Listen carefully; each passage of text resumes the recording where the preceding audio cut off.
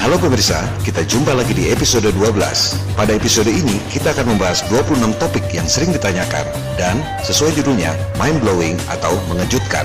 Episode ini berdurasi panjang, 2 jam, tapi atas permintaan rekan-rekan members fi11.net, episode ini dibagi menjadi 2 video, masing-masing berdurasi 1 jam. Tiap 30 menit akan ada jeda. Silakan tekan pause untuk jeda memulihkan konsentrasi, mengingat video ini padat informasi. Semoga ada manfaat dari serial video sederhana dan penuh kekurangan ini. Selamat menikmati.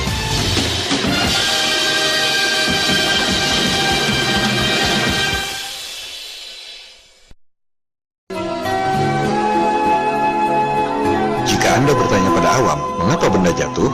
Jawabnya pasti karena gaya tarik bumi. Bumi punya gaya tarik, maka semua benda menempel pada bumi. Bagi awam, penjelasan itu dirasa sudah cukup. Tapi, bagi kalangan saintis, tidak sesederhana itu. Harus ada penjelasan secara saintifik bagaimana cara kerja gravitasi, bagaimana proses fisikanya, sehingga air laut tidak tumpah setetes pun. Air sungai mengalir ke atas akibat gravitasi bumi. Magnet misalnya, bisa menarik besi atau magnet lain karena ada gaya tarik dan ada gaya tolak. Masing-masing gaya tersebut terfokus pada kedua ujungnya, yang disebut kutub utara dan kutub selatan. Seperti yang digambarkan pada animasi ini, gaya tarik ada di kutub selatan magnet, gaya tolak ada di kutub utaranya. Oleh sebab itu, kutub utara magnet menarik kutub selatan, dan kutub selatan magnet menarik kutub utaranya. Jika kutub utara dihadapkan dengan kutub utara, magnet akan saling menolak. Begitu juga kutub selatan dihadapkan dengan kutub selatan, magnet juga saling menolak. Itu namanya penjelasan ilmiah yang bisa diukur dan bisa dibuktikan dengan eksperimen. Sekarang, kita lihat bumi versi bola. Di mana gaya tarik dan gaya tolaknya? Kalau semua benda kena gaya tarik yang namanya gravitasi, gaya tolaknya di mana? Gambar imajiner ini adalah medan magnet bumi bola, bukan gravitasi. Medan magnet itu hanya bisa menarik besi, nikel, dan kobalt, menarik jarum kompas ke arah utara. Tak bisa menarik gajah atau air laut hingga tidak tumpah. Karena bumi punya gaya tarik, maka semua benda menempel.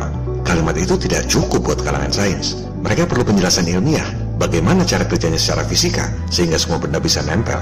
Newton sendiri nggak tahu bagaimana cara kerja gravitasi. Mari kita dengar penjelasan Profesor Dr. Brian Greene dari Columbia University. As the story goes, one day in 1665, a young man was sitting under a tree when all of a sudden he saw an apple fall from above. And with the fall of that apple, Isaac Newton revolutionized our picture of the universe. In an audacious proposal for his time, Newton proclaimed that the force pulling apples to the ground and the force keeping the moon in orbit around the Earth were actually one and the same. Yet, there was a problem. Newton was harboring an embarrassing secret. He had no idea how gravity actually works.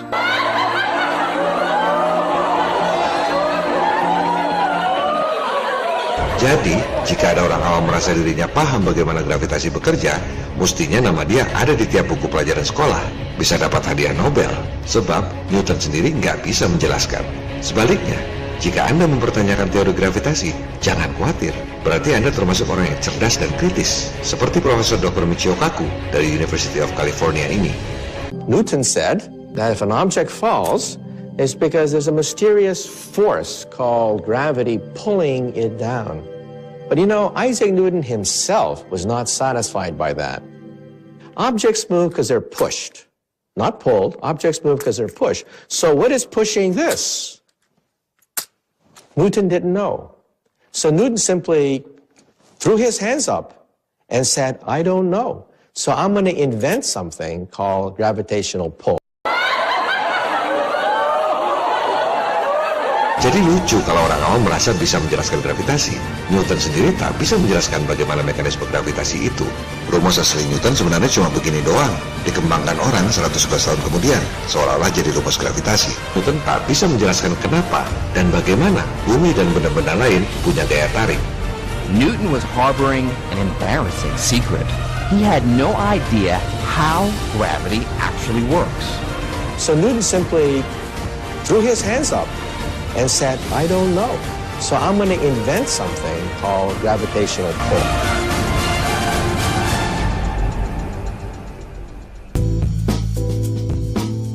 Metode saintifik adalah observasi dengan pengukuran dan eksperimen, bukan dengan foto-foto. Kebanyakan perdebatan awam soal bentuk bumi isinya memperdebatkan foto-foto dan video-video. Misalnya, lihat gosip di medsos lantas memperdebatkan soal foto ISS lewat teleskop. Kalau seperti itu logikanya, kalian aja bilang ada baju raksasa di London. Ini buktinya. Atau ada kota di awan di Cina. Itu adalah hologram. Dan hologram ISS ini adalah hologram yang sangat buruk. Dengan kemajuan teknologi, pembuktian dengan foto-foto dan video-video mudah dimanipulasi.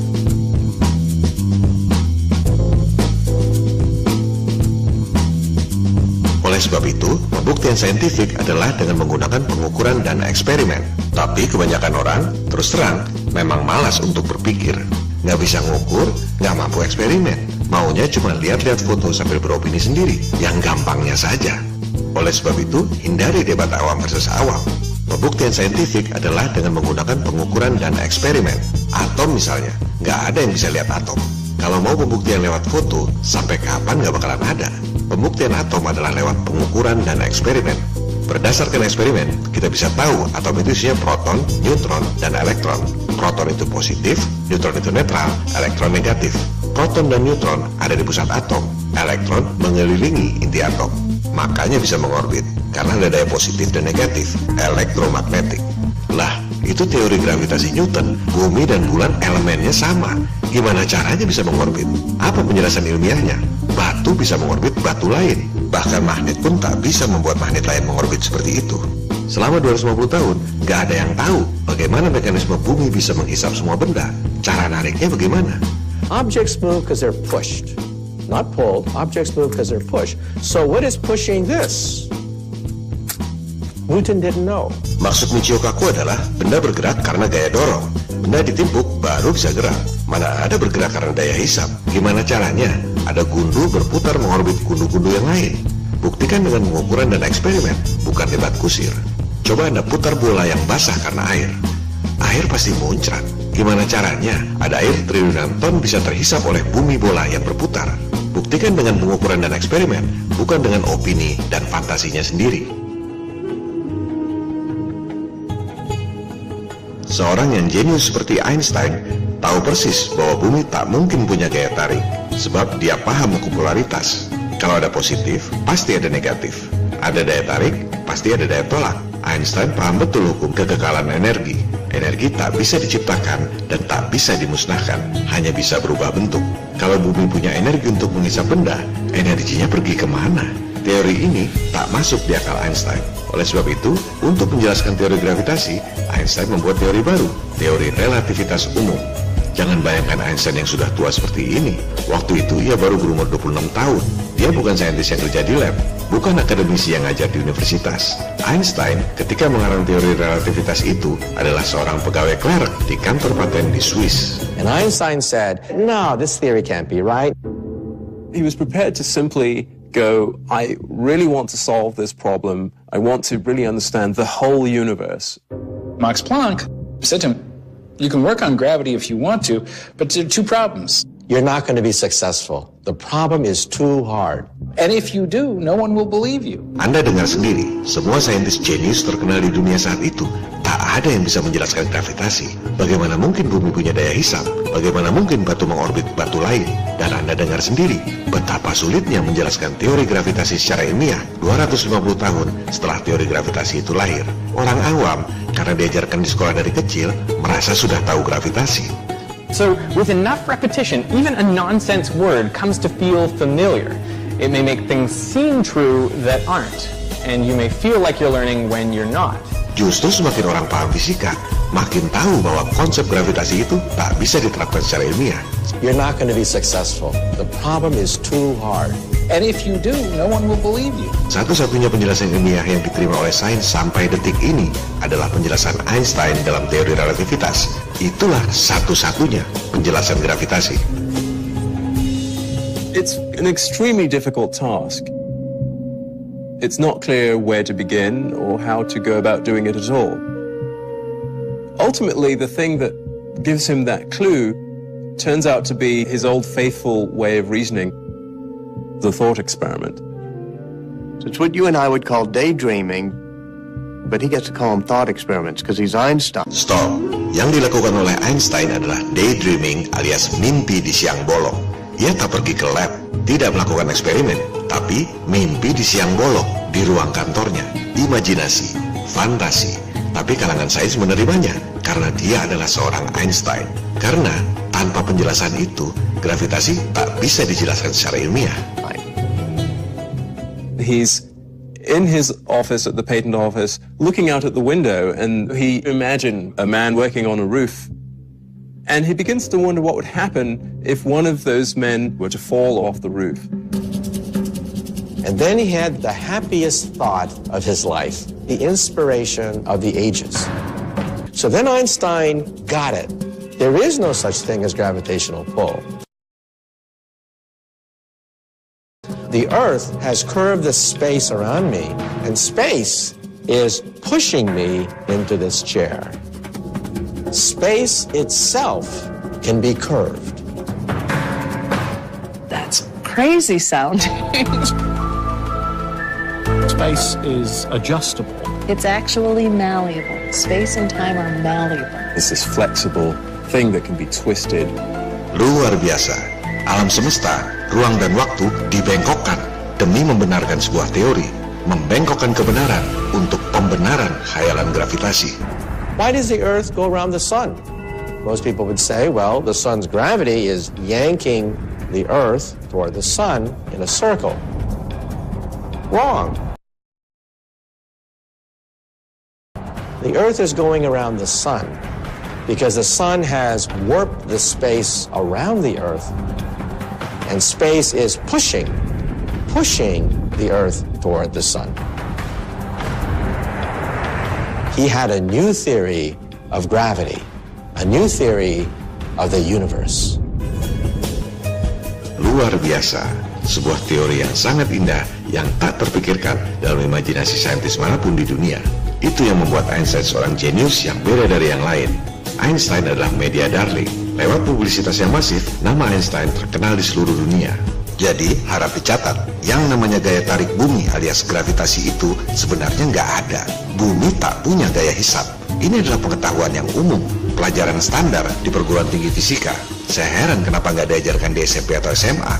Mungkin sengaja, supaya awam merasa bumi punya gaya tarik, sehingga awam nggak ada yang mempertanyakan bumi bola. Bumi mengelilingi matahari, menurut versi heliosentrik, bukan karena matahari punya gaya tarik, tapi karena ruang dan waktu melengkung.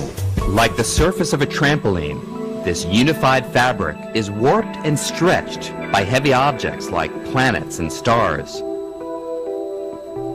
And it's this warping or curving of space-time that creates what we feel as gravity.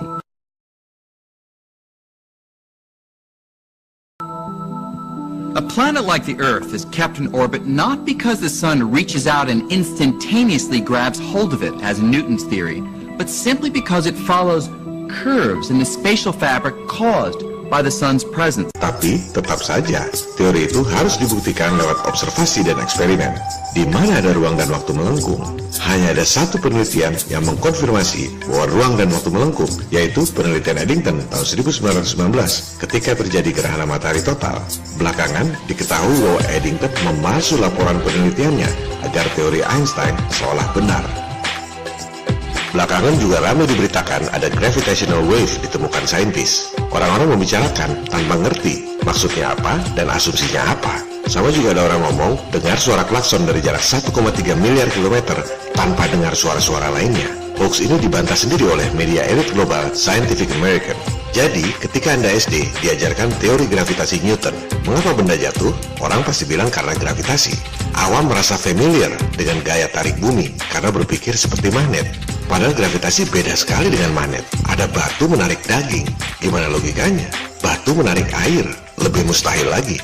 Jika Anda sekolah di perguruan tinggi fisika, barulah Anda diajarkan bahwa teori Newton itu salah. The idea that nothing can go faster than the speed of light flew in the face of Newton's picture of gravity. And that meant the 250-year-old Newtonian picture of gravity was wrong. Bumi, bulan, matahari, dan lain-lain tak punya gaya tarik. Yang ada ialah ruang dan waktu melengkung. Ini adalah contoh pelajaran sains yang tidak transparan. Jika diajarkan sejak SD teori sains yang sebenarnya menurut mereka sendiri, mengapa benda jatuh? Karena ruang dan waktu melengkung. Pasti banyak orang yang mempertanyakan gravitasi dan bumi bola.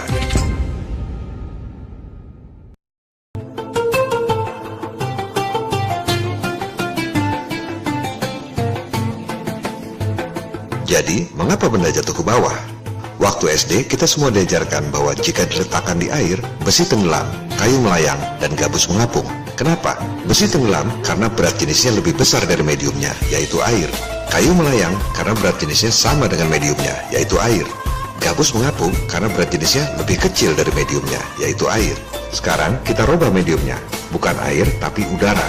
Mengapa benda jatuh, awan melayang, dan balon gas terbang? Jawabannya persis sama. Benda jatuh ke bawah karena berat jenisnya lebih besar dari mediumnya, yaitu udara. Awan melayang di udara karena berat jenisnya sama dengan mediumnya, yaitu udara. Balon gas terbang karena berat jenisnya lebih kecil dari mediumnya, yaitu udara. Anda lihat, soal yang sangat sederhana ini dibikin rumit dengan mitos bahwa batu bumi bisa menghisap benda. Setelah 250 tahun diajarkan di sekolah, teori Newton itu dibuktikan salah oleh Einstein. Secara fisika, tak mungkin bumi punya daya hisap. Lantas dia ngarang teori baru, benda jatuh karena ruang dan waktu melengkung. Teori tanpa eksperimen yang tak bisa dibuktikan di alam nyata. Rumus gravitasi yang terkenal itu adalah akselerasi benda padat di udara.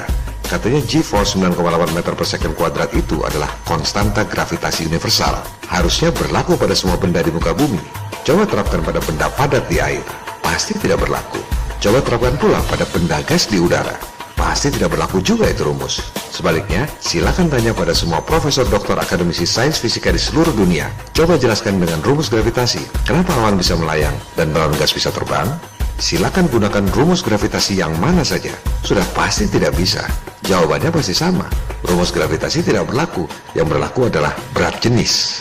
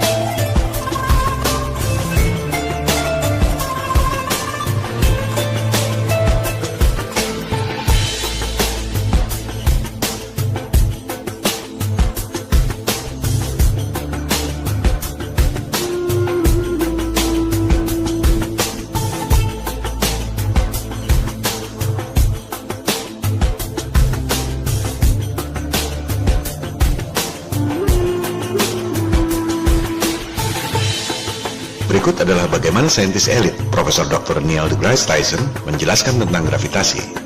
This is called gravity. No, Professor, your microphone fell because it's heavier than air.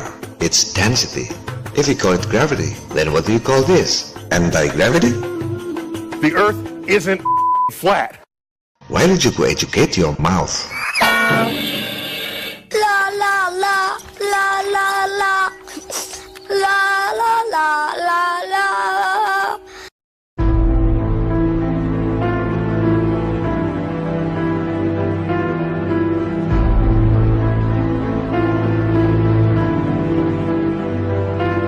Tadinya saya bermaksud mengajukan rumus gravitasi yang tak dapat diterapkan di air atau pada benda gas di udara sebagai gugatan kedua people power. Tapi tampaknya lebih mudah gugatan kedua itu berupa pembuktian bahwa tak ada air melengkung. Pada episode lalu telah dijelaskan bahwa dengan menggunakan rumus Pythagoras, jika bumi jari-jarinya 6.371 km atau 3.959 miles, maka setiap 1 mile harusnya bumi melengkung 20 cm. Segera tinggalkan perdebatan awam di medsos, tak ada gunanya sama sekali. Biarkan saja orang lain mengumbar kebencian yang dilarang oleh semua agama. Kalau memang betul beragama, segera tinggalkan, tak perlu diladeni. Lebih baik datang ke kalangan intelektual. Ajak semua profesor, doktor, akademisi sains di semua universitas terkemuka di dunia, bikin kotak kaca sepanjang 1 mil, tinggi 40 cm, isi air. Jika betul bumi berbentuk bola, harusnya air turun 20 cm di kedua ujungnya. Ini baru namanya pembuktian dengan eksperimen, bukan dengan foto-foto atau video-video yang mudah dimanipulasi. Permukaan air selalu rata, tak ada air melengkung.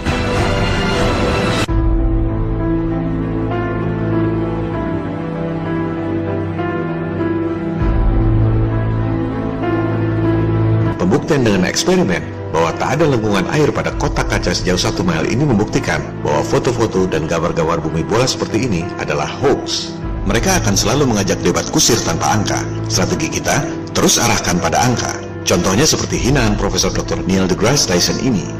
The Earth looks flat because, one, you're not far enough away at your size.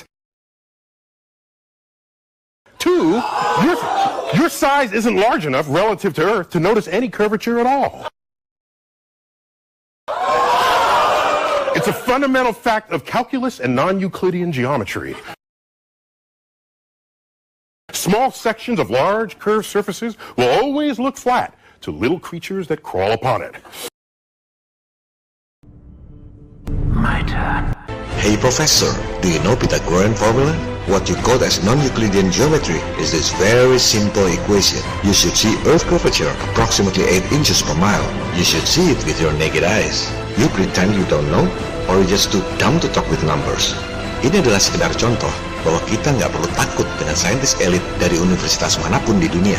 Kita tentu bicara sopan, tapi kalau dia membuli, kita pun punya intelektualitas yang cukup untuk membalas bulian mereka. Sebab, untuk ketiga gugatan ini, kita tahu betul apa yang kita bicarakan, dan kita tahu persis mereka nggak bisa jawab.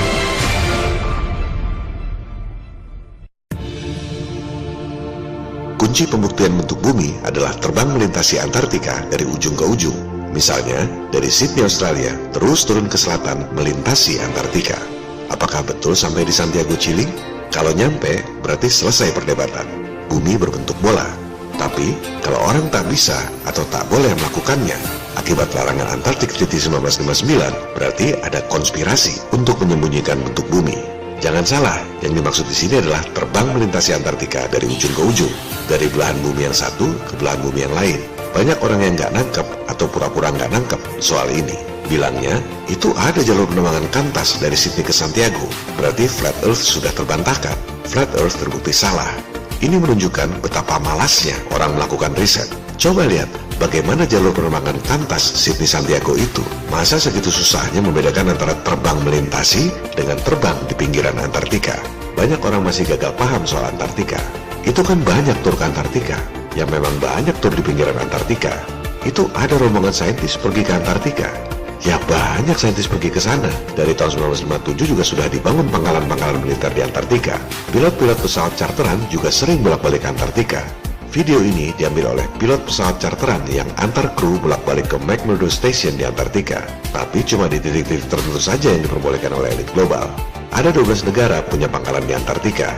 Bukan hal yang aneh kalau cuma pergi ke lokasi-lokasi tertentu di Antartika. Sebelum ada larangan Antartik Treaty 1959, setelah ada teknologi pesawat terbang, banyak tantangan berhadiah uang untuk membuktikan bentuk bumi dengan terbang melintasi Antartika dari ujung ke ujung.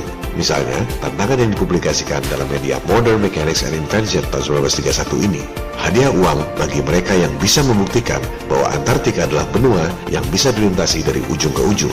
Hadiah $5.000 tahun 1931 itu dengan memperhitungkan inflasi adalah setara dengan $75.000 atau 1 miliar rupiah duit sekarang. Tak ada yang mampu melakukannya. Untuk memahami Antartika, kita harus lihat peta-peta yang dibuat sebelum berdirinya NASA 1958. Dari dulu peta bumi memang seperti itu. Anda lihat seberapa besar daratan Antartika mengelilingi bumi datar.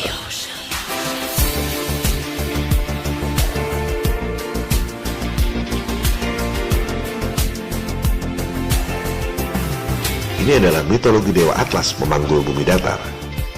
Ini adalah peta penerbangan Great Circle Airways. Peta-peta penerbangan memang menggunakan peta bumi datar. Ini peta penerbangan CBS American School of the Air. Ini peta dari majalah The National Geographic. Ini peta politik berdasarkan bumi datar. Dan ini adalah peta yang digunakan ketika Perang Dunia II. Banyak orang yang bertanya, bahkan mengkritik tentang peta bumi datar. seolah-olah peta itu dibuat oleh kalangan Flat Earth. Padahal peta-peta itu memang sudah ada dari dulu, entah siapa yang buat.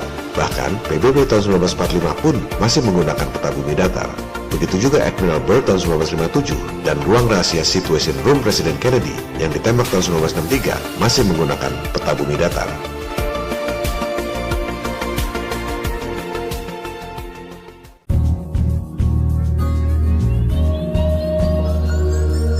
Jadi, peta mana yang benar? Peta bumi datar atau peta bumi bola? Jangan beropini atau berfantasi berdasarkan asumsinya sendiri. Gunakan data-data yang kredibel. Silakan buka situs di atlantic.com 12 peta yang merubah dunia. Dengan tagline, apakah ada peta yang benar-benar sempurna? Ranking 12 peta ini dibuat oleh Profesor Jerry Broughton dari Queen Mary University of London. Di urutan nomor 1 peta yang merubah dunia adalah buatan Ptolemy, ilmuwan Yunani kuno 1900 tahun lalu yang mengemukakan teori geosentrik alias bumi pusat alam semesta.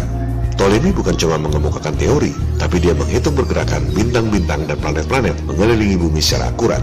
Perhitungan matematis Ptolemy ini diakui jauh lebih akurat dari perhitungan heliosentrik Copernicus. Seperti yang dikatakan oleh saintis elit Stephen Hawking, kelebihan sistem heliosentrik Copernicus sebenarnya cuma matematikanya jauh lebih gampang jika mataharinya diam dan planet-planet mengelilingi matahari.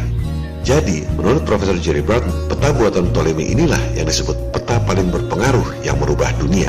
Sebab, Ptolemy adalah orang pertama yang menggunakan garis-garis bujur sangkar pada peta, yang kemudian kita sebut sebagai garis lintang dan bujur. Urutan kedua peta paling berpengaruh setelah Ptolemy atau nomor 7 secara kronologis adalah peta Mercator tahun 1569. Peta Mercator inilah yang selalu Anda lihat di peta-peta modern termasuk Atlas dan Google Earth. Karena sering dilihat, maka otomatis orang berpikir peta inilah yang paling benar. Coba Anda baca tulisannya di situ. Peta dibuat pada kertas datar. Peta Mercator adalah peta bumi datar dengan perspektif yang berbeda dengan peta Flat Earth. Apa bedanya? Dan kenapa bentuknya seperti itu? Coba Anda baca lagi keterangannya. Peta Mercator adalah Eurocentric alias ego Eropa. Pada peta Mercator, para penjajah di Eropa merubah ukuran pulau-pulau dan benua-benua untuk mencuci otak negara-negara jajahan, termasuk Indonesia. Mercator projection has fostered European imperialist attitudes for centuries and created an ethnic bias against a third world.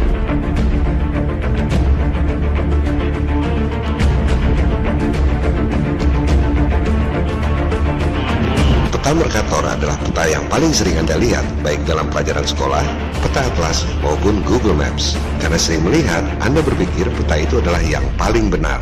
Bentuk pulau-pulau dan benua-benua adalah seperti itu. Kalau bentuknya tidak begitu, Anda bilang salah, karena Anda familiar dengan bentuk pulau-pulau dan benua-benua itu sejak kecil. Tapi, selama ini Anda tidak memperhatikan betapa janggalnya peta yang Anda anggap paling benar itu. Coba Anda lihat berapa besar Antartika dalam peta Mercator. Antartika sangat besar dari ujung ke ujung. Karena diproyeksikan dalam bentuk bola, maka Antartikanya jadi kecil. Sebaliknya, coba Anda lihat Greenland pada peta Mercator. Look at the size of Africa as compared to Greenland. On the Mercator map, they look about the same size. Masa Greenland luasnya sama dengan Afrika? Ini jelas ngawur. But if you look at a globe for Greenland's true size, you'll see that it's way smaller than Africa. By a factor of 14, in fact.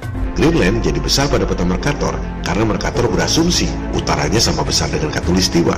Negara-negara di belahan utara menjadi tampak besar, dan inilah yang digunakan oleh bangsa Eropa untuk menjajah bangsa-bangsa Asia, Afrika, dan Amerika. Taktik pura-pura menjadi besar yang dilakukan oleh bangsa Eropa menjajah itu sebenarnya sangat natural. Binatang pun melakukan hal yang sama. Kobra misalnya, kalau terancam akan meninggikan badan dan membesarkan leher agar kelihatan lebih besar dari bentuk yang sebenarnya. Begitu juga burung, ketika terancam melebarkan sayapnya agar lawan mengira tubuhnya besar.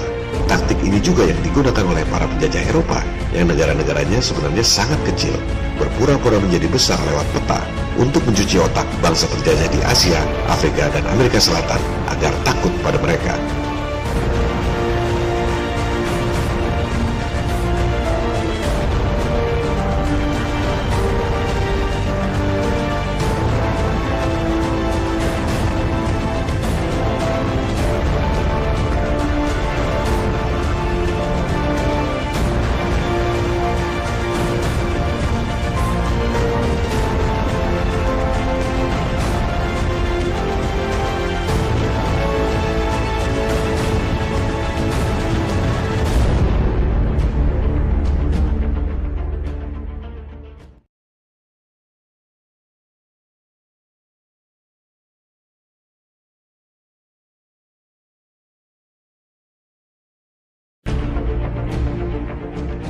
We all are infected with racism.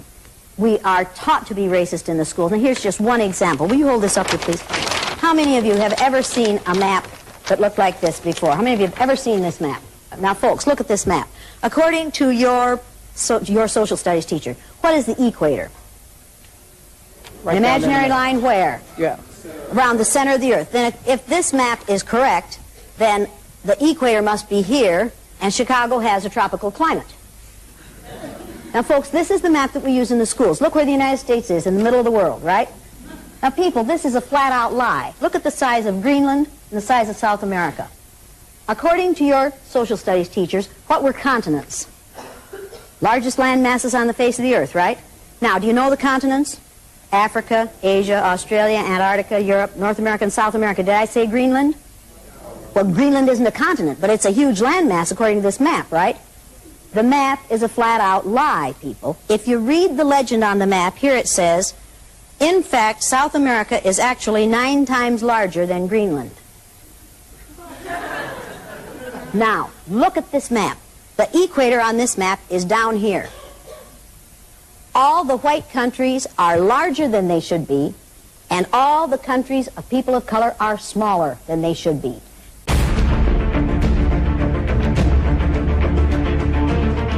This is a visual image that teaches children a lie.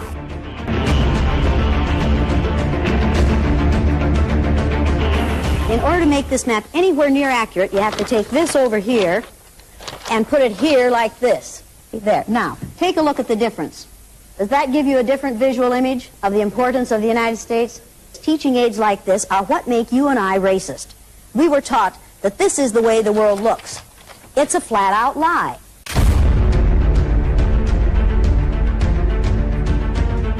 How could a parent not be a racist? How could a white parent not be a racist in a situation in which we do that? Wake up, people. Gunakan otak Anda. Jangan mau dibohongi oleh para elit penjajah. Wilayah kita sangat besar. Jumlah kita sangat banyak. Kalau kita sadar, mereka pasti kalah. Peta Mercator bukanlah peta yang paling benar, melainkan peta ego Eropa alias Eurocentric. Sama seperti mereka bilang Columbus adalah penemu benua Amerika. Gimana bisa disebut penemu benua Amerika? Faktanya, ketika Columbus sampai ke Amerika, sudah ada penduduk asli di sana. Orang-orang Indian tidak dianggap sebagai penemu benua Amerika. Sementara, Columbus adalah perampok, pembunuh, dan pemerkosa suku India. Columbus adalah pemusnah ras Indian, genocide, tapi diagung-agungkan sebagai pahlawan.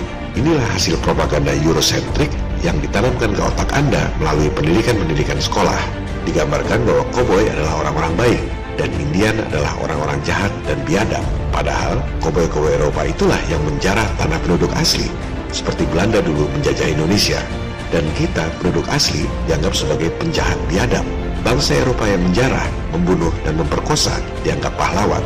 Inilah hasil propaganda Eurocentric yang ditanam ke otak Anda melalui film-film Hollywood. Bahkan, Tarzan Raja Rimba di Afrika pun orang bule, orang Eropa. Penduduk asli Afrika dianggap apa? Eurocentric. Nah, peta Mercator ini adalah peta Eurocentric, tapi ditanam ke otak Anda sejak kecil, seolah-olah itu peta yang paling benar. Coba Anda baca keterangan di artikel 12 peta paling berpengaruh di dunia itu. Semua kultur selalu percaya bahwa peta yang mereka ketahui itu adalah nyata, benar, objektif, serta transparan, kata Profesor Bradman dari Queen Mary University of London. Padahal semua peta selalu subjektif, tak ada peta yang objektif. Bahkan aplikasi geospasial online yang ada pada handphone atau tablet Anda, apakah diproduksi oleh Google atau Apple atau apapun, sampai tahap tertentu masih merupakan peta yang subjektif. Tak ada peta yang sempurna. Selanjutnya, Brian McClendon, seorang eksekutif di Google, mengatakan bahwa dengan menggunakan kamera-kamera besar di punggung para hackers, memobilisasi jutaan users Google untuk mencek fakta data peta, dan membuat model bumi dalam 3 dimensi, Google maju selangkah lebih dekat dengan kesempurnaan pembuatan peta. Luar biasa. Terus kemana aja itu 13.000 satelit yang katanya melayang-layang di angkasa tanpa pilot dan tak pernah nabrak satu sama lainnya? Kok bikin peta aja harus nebeng pada pengguna Google? Google menggunakan peta Mercator, peta Eurocentric di bidang yang datar. Dari situ, baru dibuat peta globe. Banyak para fanatik bumi bola secara subjektif mengatakan, peta yang orisinil adalah peta globe. Peta-peta datar adalah proyeksi dari peta globe. Well, mari kita buktikan peta datar adalah proyeksi peta globe, atau justru peta globe yang merupakan proyeksi dari peta datar.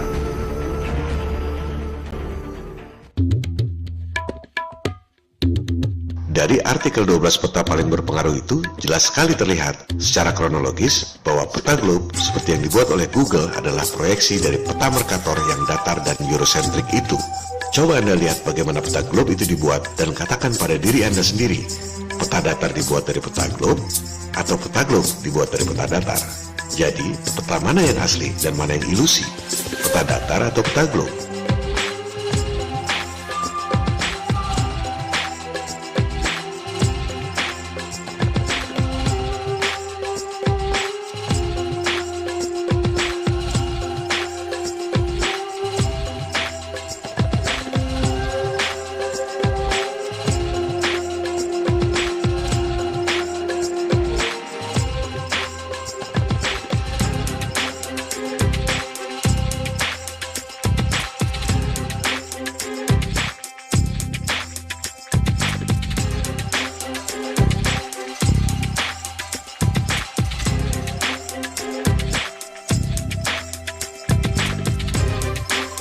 Orang berpikir bahwa peta globe dibuat oleh satelit, bisnis scam elit global, untuk mengeruk uang Anda lewat biaya telekomunikasi yang mahal. Coba lihat dokumentasi pembuatan peta globe tahun 1947 ini. Lihat bagaimana peta globe dibuat. Tak ada satelit, dan sampai sekarang pun peta globe tak pernah berubah.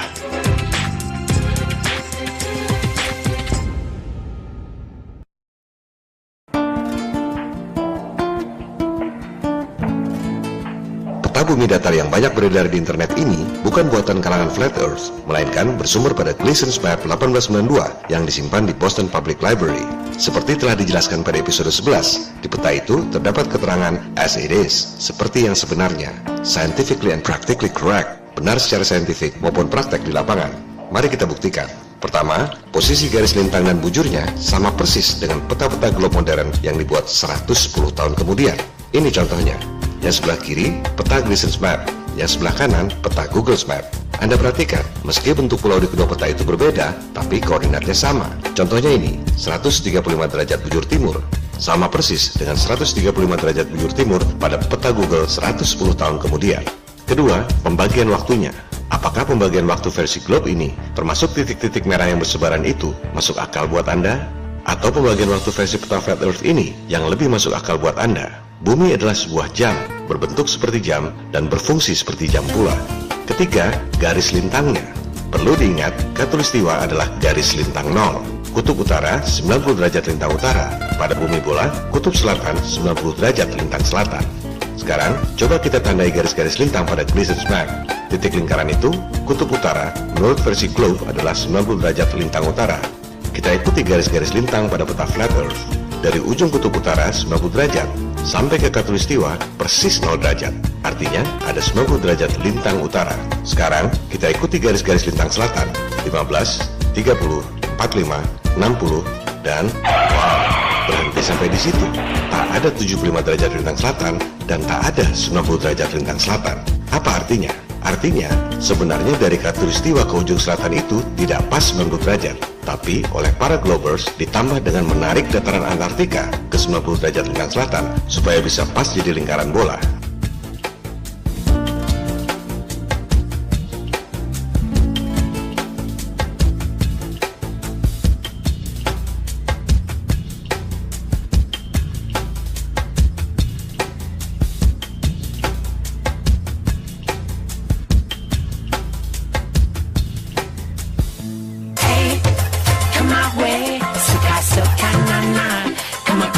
Sale, ale, with a suka, suka, mama.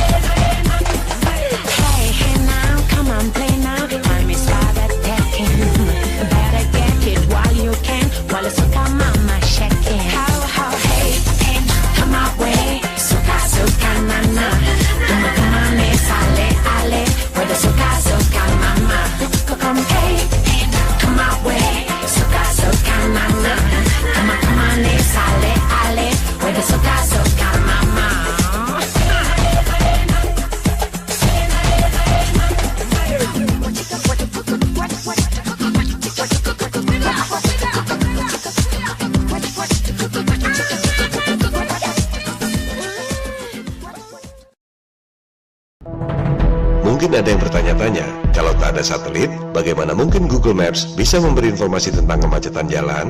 Bukankah itu informasi dari satelit yang memantau kemacetan jalan raya dari angkasa? Mari kita simak penjelasan berikut ini. I was stuck in traffic yesterday and I was looking at my maps. I noticed I was on a road that was marked red, and then I thought, how does Google Maps know when there's traffic? Surely they can't just have a satellite that looks at all the roads in the world, so how do they do it? When you download Google Maps, you're prompted with a little box that requests access to relay data to the server. Most people just click yes, not thinking twice, and that enables Google to ship traffic data to their server from your phone, which in turn is sent back to other users. So when you're stuck in traffic, your phone sends info to Google saying, hey, I'm stuck in traffic. Google sends that information back to the other map users, and it becomes a self-sustaining traffic mapping system.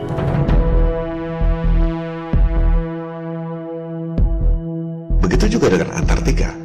Otak Anda dicuci sejak kecil bahwa Antartika itu benua yang kecil, supaya Anda tidak menganggap itu penting. Padahal disitulah letak harta karun dunia, rahasia bentuk bumi yang sebenarnya. Supaya Anda tidak berpikir tentang Antartika yang dijelajah oleh Admiral Byrd lewat Operation Deep Freeze tahun 1956-1957, maka diluncurkanlah Sputnik tahun 1957 dan NASA tahun 1958, pengalihan isu agar Anda tidak berpikir tentang Antartika.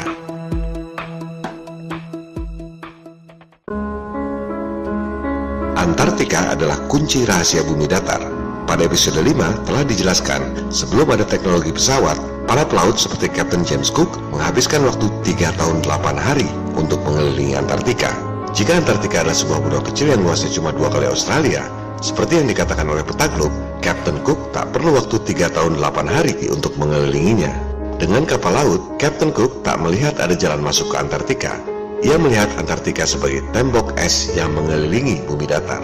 Oleh sebab itu, pada peta-peta lama, Antartika disebut sebagai the region of impassable ice, wilayah es yang tak dapat dilewati. Seiring dengan ditemukannya teknologi pesawat awal abad 20, orang sudah bisa pergi ke tembok Antartika. Contohnya, perjalanan pertama Admiral Byrd ke Antartika tahun 1928-1930. Antartika adalah dataran setinggi 4.000 meter, hampir setinggi gunung tertinggi di Indonesia, Jayawijaya. The Antarctic continent is surrounded by a belt of ice, frozen seas of at least 1,200 miles thick. Now the south is a plateau. It gets in some places 14,000 feet up. Sebelum dilarang oleh elit global lewat Antarctic Treaty 1959, orang memang sulit pergi ke Antartika. Di samping hawanya dingin, kompas tidak berjalan dengan sempurna, sehingga orang akan tersesat di Antartika. Seperti apa alam di Antartika? Mari kita dengarkan laporan dokumenter Operation Deep Freeze. A plane, a place, a job. Flight is much the same everywhere on Earth, but here, aviation requires special skills. The crew is proficient in Antarctic flight. The plane is well equipped for this special task. The pilots are veterans who have flown in war and now bring their years of experience to the peaceful challenge at the bottom of the world. Anda dengar sendiri, dibutuhkan peralatan militer khusus untuk pergi ke Antartika, sebab kompas tidak berfungsi dengan baik di Antartika. Below them now the great polar plateau. Thousands of square miles, barren, flat and white. Rahasia Antartika. Bumi tampak putih dan datar. Padahal, jika bumi berbentuk bola dengan jari-jari 6.371 km, maka setiap 1 mil harusnya bumi melengkung 20 cm. Di Antartika, yang datarannya luas terhampar, mereka tak bisa bohong. Bumi memang datar. Tapi, mereka terus berupaya menutupi kebenaran.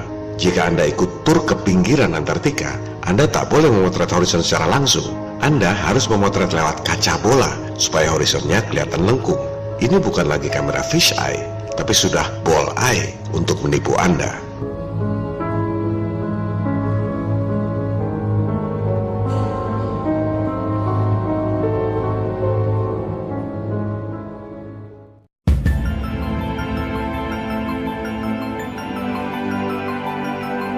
Seperti yang sudah Anda dengar tadi, kompas tidak berfungsi dengan baik di Antartika, sehingga dibutuhkan peralatan khusus untuk navigasi. Jangan percaya apa kata saya. Silakan buka situs resmi Departemen Lingkungan dan Energi Pemerintah Australia, wilayah yang sangat dekat dengan Antartika. Baca sendiri keterangannya.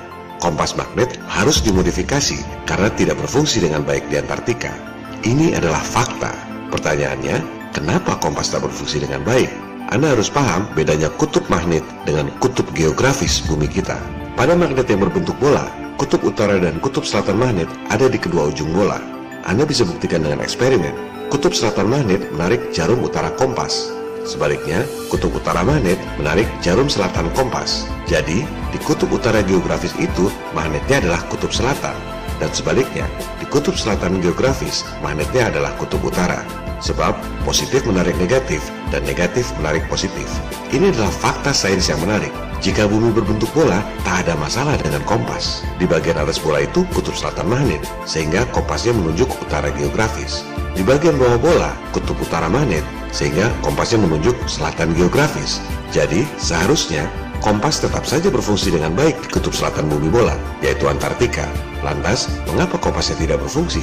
Sekarang kita pelajari, jika bumi berbentuk cakram datar, kutub utara dan kutub selatan magnetnya ada di mana? Sama seperti magnet bola, kutub selatan magnet ada di atas, kutub utara magnet ada di bawah. Sehingga secara geografis, kutub selatan magnet di permukaan bumi datar itu menarik kompas ke arah utara. Kutub utara di tengah bumi datar. Jadi, jika Anda keliling bumi datar dari barat ke timur, Anda akan kembali ke tempat semula. Kita buktikan dengan eksperimen, bukan cuma lewat chatting atau gambar-gambar imajiner. Seorang member forum diskusi FE101.net bernama Anggoro Aji yang merupakan seorang guru membuktikan dengan eksperimen dan menguploadnya pada YouTube channel Aji Catur.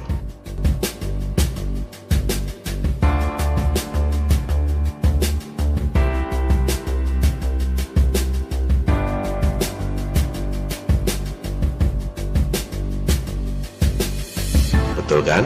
Keliling dunia dari barat ke timur akan kembali ke tempat semula. Sebaliknya, semakin jauh ke kutub selatan geografis, kompas semakin tidak berfungsi disebabkan jauh dari medan magnet di kutub utara geografis. Tak ada medan magnet di kutub selatan geografis, sebab medan magnetnya ada di perut bumi. Itu sebabnya kompas tidak berfungsi dengan baik di Antartika.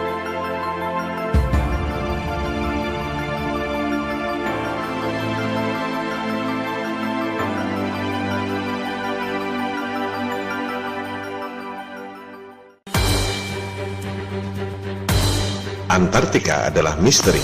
Tak ada yang tahu ada apa sebenarnya di sana, kecuali elit global beserta antek-anteknya, 12 negara anggota Antarctic Treaty. Jika kita lihat di Google, Antartika adalah benua yang isinya salju semua. Saya merasa ada sesuatu yang aneh di Antartika sejak beberapa tahun yang lalu, ketika melihat dokumenter Operation Deep Freeze, perjalanan Admiral Byrd ke Antartika. Ternyata ada danau biru dengan air yang hangat. Admiral Byrd singgah ke tempat itu, mengukur suhu danau yang hangat. Juga ada pepohonan yang hijau. Antartika juga merupakan tempat yang paling kering di dunia, gurun gersang. Hal-hal seperti ini disembunyikan seolah Antartika hanya benua es yang tidak menarik di ujung bawah bumi yang berbentuk bola. Banyak anomali atau keanehan yang terjadi di Antartika. Contohnya ini, fenomena di New Mayer Station tahun 2011.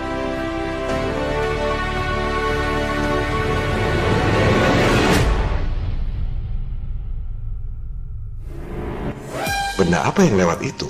Bulan? Mengapa begitu dekat? Pada episode lalu, saya mengatakan bahwa tanggal 21 Desember, matahari berada di dekat Antartika, sehingga di Eropa musim dingin, di Australia dan Antartika musim panas. Statement ini memang betul.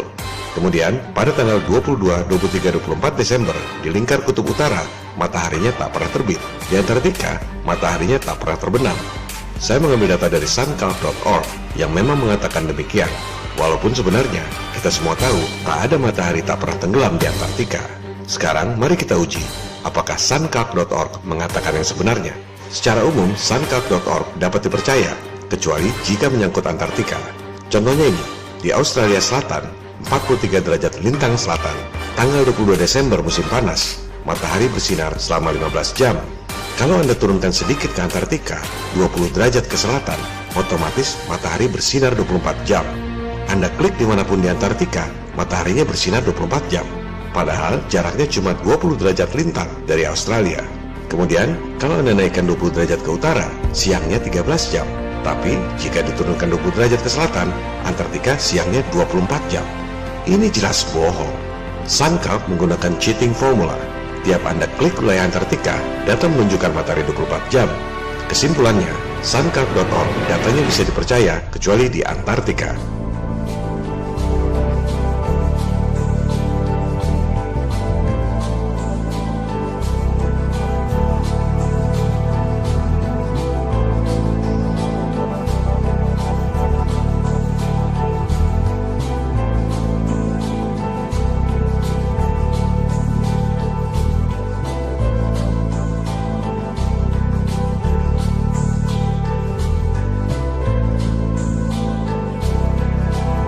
Jika Anda lihat di kutub utara, pada musim panas, matahari tak pernah terbenam. Karena lingkaran orbit matahari mengecil di dekat kutub utara. Anda lihat, matahari bergerak hampir sejajar.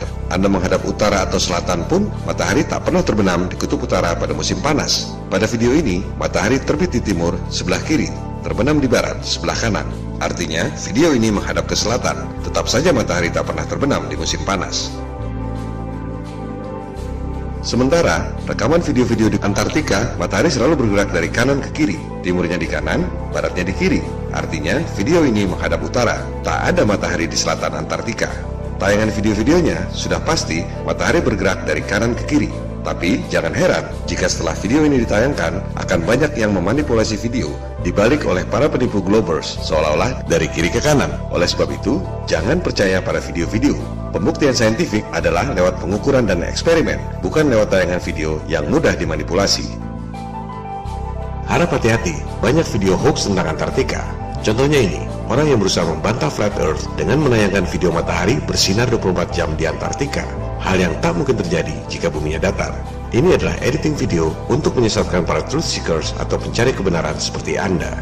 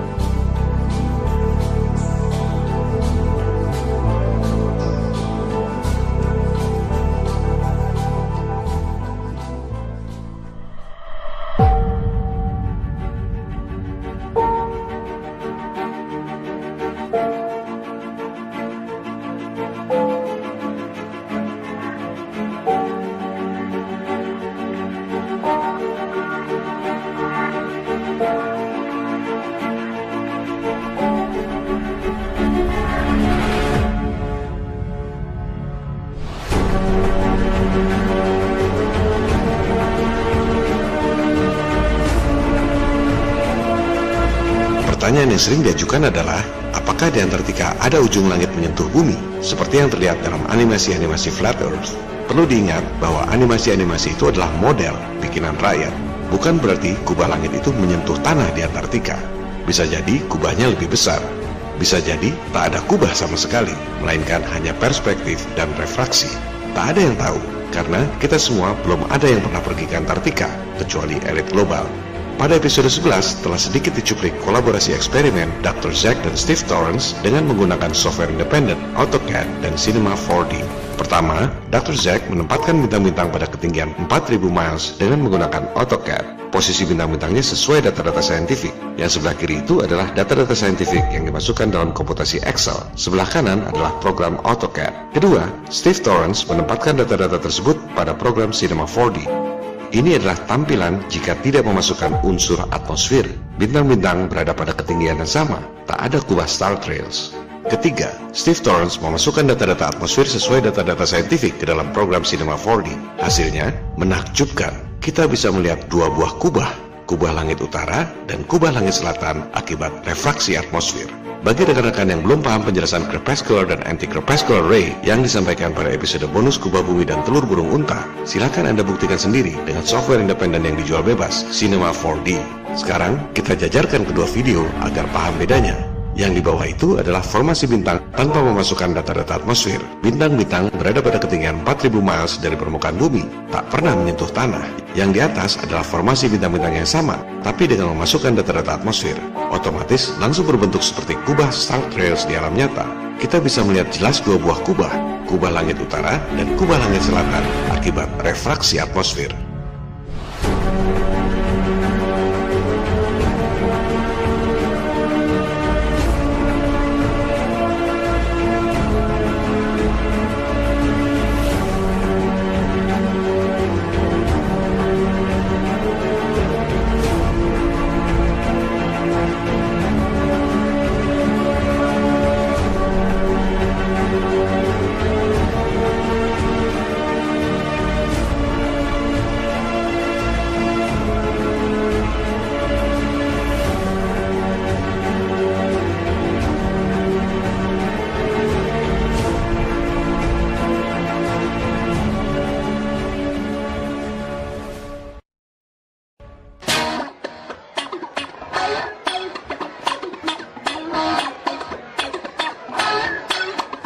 that make you go,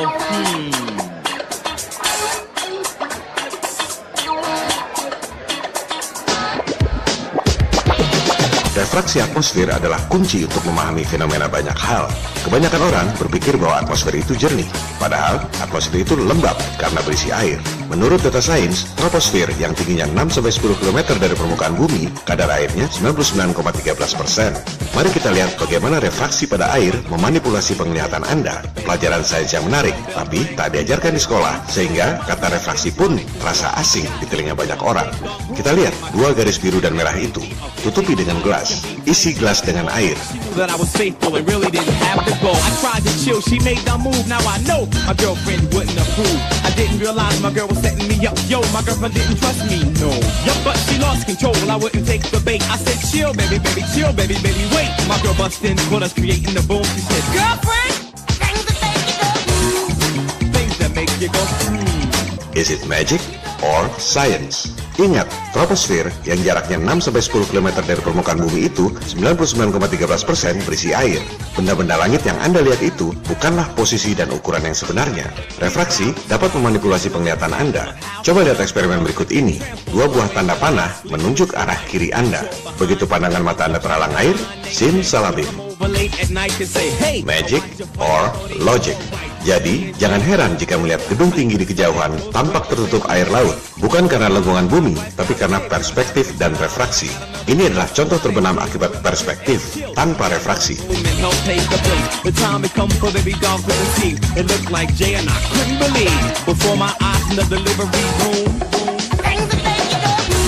Akibat perspektif saja, benda sudah tampak terbenam. Ditambah lagi refraksi atmosfer. Silakan Anda baca referensi-referensi yang kredibel. USGS mengatakan bahwa atmosfer itu penuh dengan air. Akibatnya, benda yang kita lihat di kejauhan itu, apakah gedung-gedung tinggi di seberang laut atau matahari yang terbenam, tampak lebih besar dari ukuran sebenarnya. Mari kita buktikan dengan eksperimen. Bukan cuma debat kusir berdasarkan opini dan imajinasinya sendiri. Buktikan dengan eksperimen. Itulah metode sains yang sebenarnya. Foto gedung-gedung tinggi diletakkan di meja datar. Kemudian ditaruh kaca pembesar pada meja datar.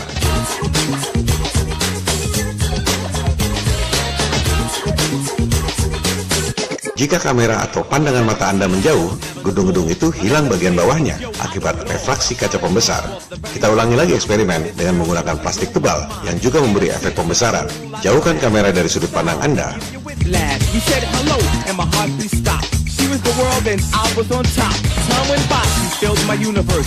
Wow, Anda lihat sendiri, dan silakan Anda buktikan sendiri. Demikian halnya dengan matahari, yang tampak masih besar ketika terbenam, bukan karena lengkungan bumi. Mari buktikan dengan eksperimen. Jika mataharinya menjauh, tanpa efek refraksi, matahari tampak mengecil.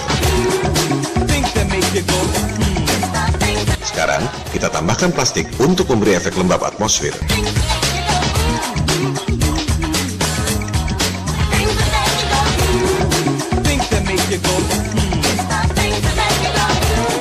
Anda lihat, mataharinya bukan jadi kecil, tapi tetap besar dan menurun. Matahari yang Anda lihat terbenam itu bukan ukuran dan posisi matahari yang sebenarnya.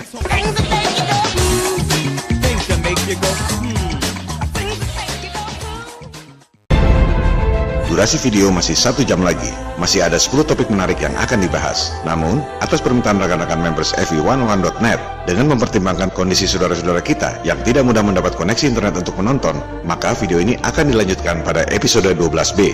Salam People Power.